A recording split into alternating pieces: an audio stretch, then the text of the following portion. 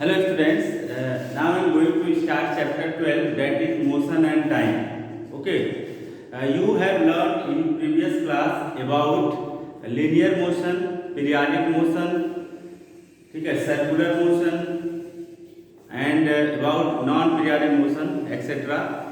ठीक है, वहाँ पे आपको मोशन का एक बेसिक कॉन्सेप्ट बताया गया था. ठीक है, हम भी वहीं से स्टार्ट करते हैं. ठीक है, सबसे पहले ये समझेंगे कि मोशन क्या होता है. ठीक, कौन से ऑब्जेक्ट में किस तरह का मोशन होता है. फिर उसके आगे जो टॉपिक है that is slow and fast motion and measurement of time. ये सारी चीज़ें हम इस वीडियो में कवर करेंगे. ठीक है, तो first we start with motion. Okay, what is motion?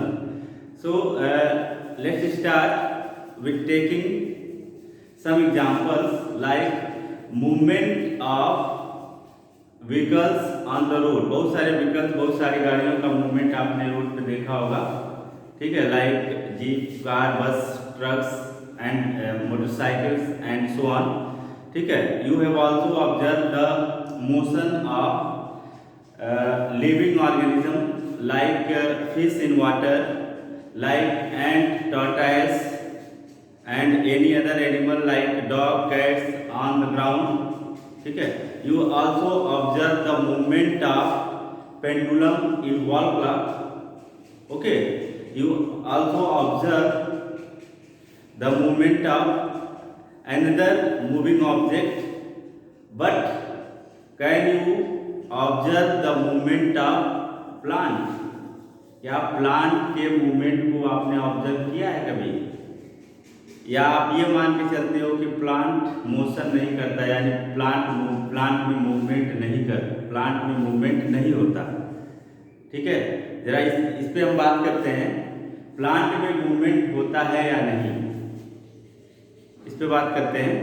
देखिए, प्लांट में roots move down into the ground and उसके जो रूट के बाहर के पार्ट है, ठीक है, उनका मूवमेंट कहाँ पे होता है? एयर में. रूट्स का मूवमेंट किधर होता है? ग्राउंड में, नीचे ग्राउंड में स्वीपिंग करता है. ठीक है, रूट के बाद जो उसके अदर पार्ट्स हैं वो ग्रो करते हैं कहाँ पे? एयर में. यानी आप कह सकते हैं कि प्लांट का भी मूवमेंट होता है, उसके डिफरेंट पार्ट्स का मूवमेंट होता है. But we cannot observe the motion of the plant due to its slow motion. ठीक है, मूवमेंट हम ऑब्जर्व क्यों नहीं कर पाते?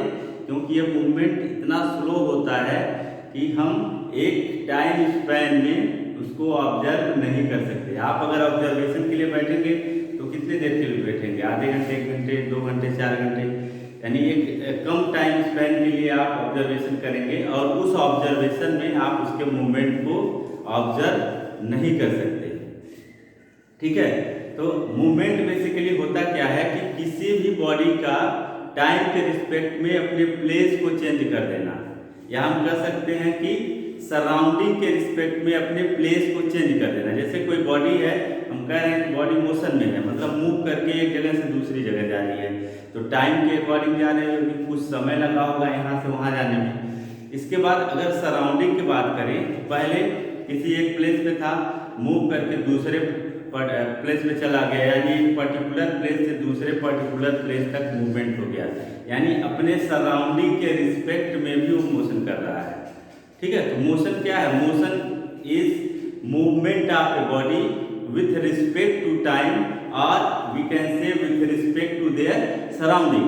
ठीक है, तो अ बॉडी और an object is said to be in motion when its position change with respect to time and its environment or surrounding.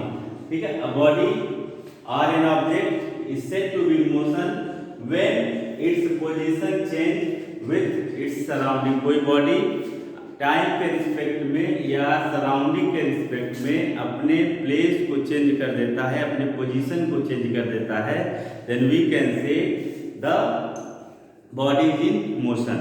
ठीक है, तो motion is characterized by the movement of an object with respect to time and its surrounding. Clear? ये हो गया motion. Motion के बहुत सारे examples ले सकते हैं। मोशन क्या है, एक कैरेक्टरिस्टिक्स है, एक प्रॉपर्टी है जिसके द्वारा बॉडी एक जगह से दूसरी जगह मूव कर जाता है। ठीक है, अब नेक्स्ट टॉपिक पे चलते हैं, slow and fast motion. Slow and fast motion को समझने के लिए कुछ एग्जाम्पल के थ्रू समझते हैं हम। ठीक है, if you observe the motion of cycle and compare it with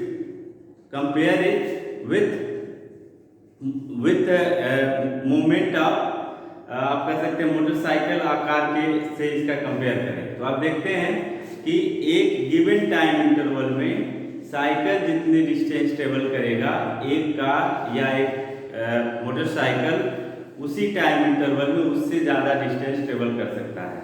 ठीक है, आप कार की चाहे मोटरसाइकिल के स्पीड की बात करें तो साइकिल के कंपेयर में इनकी स्पीड क्या होगी, ज़्यादा होगी।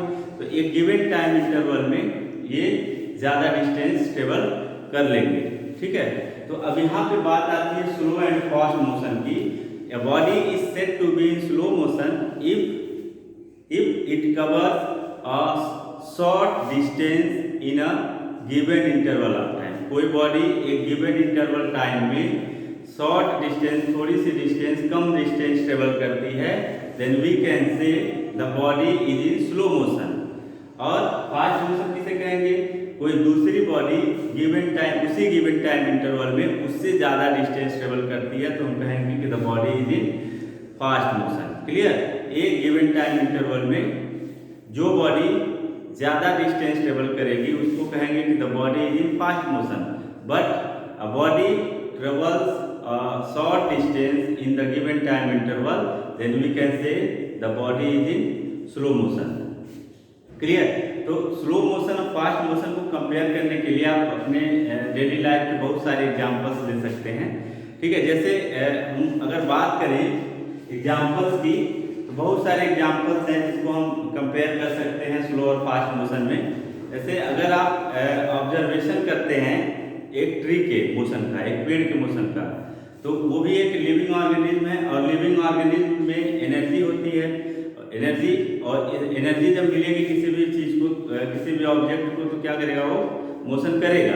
ठीक है, तो हम मान सकते हैं या हम ऑब्जर्व तो नहीं कर सकते लेकिन कह सकते हैं कि ट्रीज में भी मोशन होता है। जैसे अभी हमने डिस्कस किया कि ट्री में जो रूट्स होते हैं उनका मोशन ग्राउंड में होता है और जो उसके रूट्स के बाद उसके नेक्स्ट अलग पार्ट होते हैं, डिफरेंट पार्ट होते हैं, उनका मोशन क्या होता है, एयर में होता है। तो मोशन तो कर रहे हैं बट हम ऑब्जर्व नहीं कर सकते क्योंकि बहुत स्लो मोशन होता है। ठीक है, लेकिन उसके कंपेयर में किसी दूसरे ऑब्जेक्ट का अगर मोशन देखें, ठीक है, तो दूसरे ऑब्जेक्ट का मोशन उससे फास्ट होगा।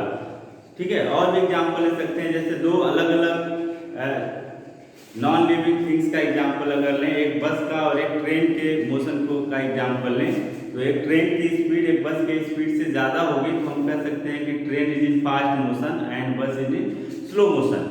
ठीक है, you have also observe the movement of planet, comets, asteroids in the solar system with respect to sun. Sun के रिस्पेक्ट में जो दूसरे प्लैनेट्स होते हैं, अर्थ के अलावा भी, अर्थ भी आप जानते हैं कि सन के अराउंड मोशन में होता है, सर्कुलर पाथ पे या इलेक्ट्रिकल पाथ पे मोशन करता है। दूसरी चीज जो अदर प्लैनेट्स होते हैं अर्थ के अलावा या फिर एस्टेरॉयड्स होते हैं, कॉमेट्स होते हैं, सारे हमारे सोलर सिस्टम में सन के अराउंड मूव करते हैं तो उनका भी मूवमेंट होता है। जितनी भी मूविंग बॉडी हैं उनको मूव करने के लिए एनर्जी चाहिए। ठीक है, तो जैसे अगर हम लिविंग ऑर्गेनिज्म का एग्जाम्पल लें, ट्रीज का, एनिमल्स का या ह्यूमन बींग्स का एग्जाम्पल लें, सब में मूवमेंट होता है। ह्यूमन बींग्स भी एक जगह से दूसरी जगह मूव करके जा सकता है, एनिमल्स भी मूव करते हैं, तो सबको एनर्जी की जरूरत होती है।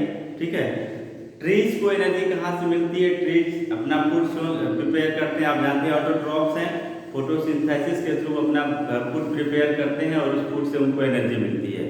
ठीक है, ह्यूमन बींग्स और अदर एनिमल्स क्या हैं, हेटेरोट्रॉफ्स हैं, यानी वो ट्रीज द्वारा जो फूड प्रिपेयर्ड है उसको यूज करके एनर्जी पाते हैं, उस एनर्जी से मूवमेंट करते हैं, मूव करते हैं, मोशन करते हैं। ठीक है, अगर हम किसी नॉन लिविंग थिंग्स का एग्जाम्पल लें, जैसे व्हीकल्स का एग्जाम्पल लेते हैं, एरोप्लेन का एग्जाम्पल लें, ठीक है, तो इनको एनर्जी कहाँ से मिलती है? इनको अलग से एक्सटर्नल सोर्स से फ्यूल दिया जाता है, उस फ्यूल से ये मूव करते हैं। जैसे मोटरसाइकिल चलानी हो तो उसमें पेट्रोल आपको एज ए फ्यूल यूज करना पड़ेगा, वही फ्यूल का होगा उसको एनर्जी देगा, उस एनर्जी को यूज करके वो मोशन करेगा।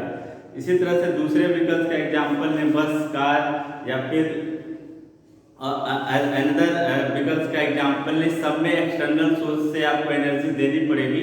एनर्जी रिक्वायर्ड टू मूव, ठीक है, from one place to another place by non living things. तो यहाँ पे कुछ ऐसे ऑर्गेनिज्म लिविंग थिंग्स हैं जिनको एक्सटर्नली और इंटरनली एनर्जी मिलता है, जबकि जितने भी नॉन लिविंग थिंग्स हैं, किसी भी व्हीकल्स का एग्जाम्पल ले लें, उनको हमेशा एक्सटर्नल सोर्स से एनर्जी देनी पड़ेगी। उस एनर्जी से वो क्या होते हैं, करते हैं, मूव करते हैं one place to another place. यानी motion is characterized by the energy given externally, ठीक है।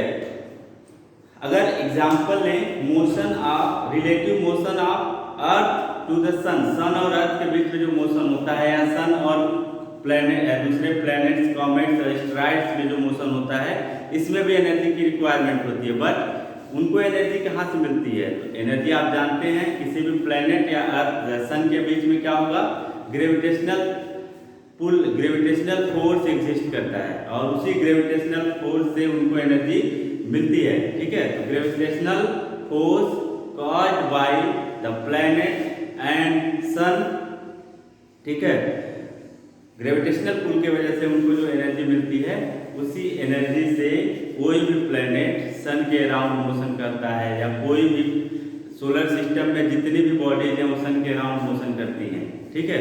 तो किसी भी मूविंग ऑब्जेक्ट को एनर्जी देकर उसको हम मूव करा सकते हैं, ठीक है। अब उसका मोशन फास्ट कर सकते हैं, उसके मोशन को स्लो कर सकते हैं। आई बात समझ में? जैसे फास्ट मोशन करना हो तो और एनर्जी देंगे उसको, क्लियर। तो energy given to any moving object by internally और एक्सटर्नली, ठीक है, एक्सटर्नली या इंटरनली एनर्जी देकर हम उसको मूव करा सकते हैं, क्लियर। तो अब स्लो एंड फास्ट मोशन हमने समझा। इसके बाद हम बात करते हैं मेजरमेंट ऑफ टाइम का, ठीक है, measurement of time. In nowadays we use clock to measure the time. हम घड़ी में टाइम देख करके समय, अपने टाइम को पता कर लेते हैं कि कितना बज रहा होगा। बट इन एंशिएंट टाइम, आप उस समय की कल्पना करिए जब घड़ी का डिस्कवर नहीं हुआ था, घड़ी डिस्कवर नहीं हुआ था, घड़ी अवेलेबल नहीं था। उस समय लोग जो रहते थे उनको टाइम का नॉलेज कहाँ से होता था, वो टाइम के बारे में कैसे पता करते थे, ठीक है। तो एंशिएंट टाइम में जो लोग थे उनको टाइम पता करना होता था, तो वो बेसिकली नेचुरल इवेंट के बेसिस पर टाइम मेजर करते थे। और नेचुरल इवेंट एक सर्टेन टाइम इंटरवल पे होते थे जिनके बेसिस पे वो टाइम मेजर करते थे। तो एंशिएंट टाइम में कैसे टाइम मेजर किया जाता था उस पर जरा बात करते हैं। देखिए, the time interval between one sunrise and the next is unit time called a day. Means ancient time में अगर डे को मेजर करना होता था तो लोग क्या करते थे, वन सनराइज से नेक्स्ट सनराइज के बीच का जो टाइम होता था, ठीक है, उसको मेजर करते थे एज अ डे। एक दिन, मतलब आज सनराइज है, आज के नेक्स्ट डे दूसरे दिन का सनराइज, दोनों के बीच का जो टाइम होता है उसको वन डे मेजर करते थे, एक दिन मानते थे उसको, clear. The time between one sunrise to the next is termed as one day, clear. Time period from one sunset and the next sunrise is called a night. One night कैसे measure करते थे, one sunset से next sunrise के बीच का जो time होता था उसको वन नाइट माना जाता था, क्लियर। वन सनसेट से नेक्स्ट सनराइज के बीच का जो टाइम इंटरवल था, that time interval is termed as a night. तो डे कब होता था, एक सनराइज से दूसरे सनराइज तक का टाइम वन डे, ठीक है। वन सनसेट से नेक्स्ट सनराइज तक का time one night, clear. Time interval between one new moon and next is called month. One new moon से दूसरे न्यू मून तक का एक टाइम 1 मंथ होता था। तो आप जानते हैं कि अभी आपको फेजेज ऑफ मून जब पढ़ाया जाएगा तो वहाँ बताया जाएगा कि न्यू मून करीब 30 दिन के बाद आता है। 30 दिन पे न्यू मून का एक टाइम पीरियड होता है, वो आता है। ठीक है, तो 1 न्यू मून से नेक्स्ट न्यू मून का टाइम जो होता है उसको 1 मंथ माना जाता है। 15 डे का टाइम स्लॉट होता है। ठीक है, तो दो 15 डे मिल करके एक न्यू मून होता था। तो दो 15 डे मतलब 30 डेज का 1 मंथ, यानी time interval between 1 new moon to the next is called month. Clear? And 1 day is measured as time taken by the earth to complete 1 revolution of the sun. ठीक है, सन का एक complete revolution, एक complete चक्कर लगाने में जो time taken होता था, that time taken is termed as 1 year. ठीक है, तो 1 डे 1 सनराइज के और नेक्स्ट सनराइज के बीच का time, the night 1 sunset to next sunrise के बीच का टाइम। ठीक है, 1 न्यू मून से नेक्स्ट न्यू मून तक का time 1 month, and the time taken by the earth to complete 1 revolution is termed as a 1 year। ठीक है, तो एंशिएंट टाइम में जब वॉच डिस्कवर नहीं हुआ था उस समय के लोग नेचुरल इवेंट पे बेस्ड थे। टाइम को काउंट करने के लिए, टाइम को पता करने के लिए वो नेचुरल इवेंट पे डिपेंड रहते थे, और नेचुरल इवेंट एक सर्टेन टाइम इंटरवल पे होते थे। जैसे सनराइज एक निश्चित टाइम पे होगा, उसका टाइम कभी बदल नहीं सकता। उनको मालूम था कि एक सनराइज से दूसरा सनराइज के जो टाइम के बीच का जो टाइम वो फिक्स है, वो बदल नहीं सकता, इसलिए उसको उन्होंने 1 डे कर दिया। क्लियर? तो इस तरह से नेचुरल इवेंट पे बेस्ड होकर के वो अपने टाइम को मेजर करते थे। ठीक है, नेक्स्ट वीडियो में हम कुछ ऑपरेटर्स, कुछ इंस्ट्रूमेंट के बारे में पढ़ेंगे जिससे टाइम मेजर कर सकते हैं। Okay, thank you.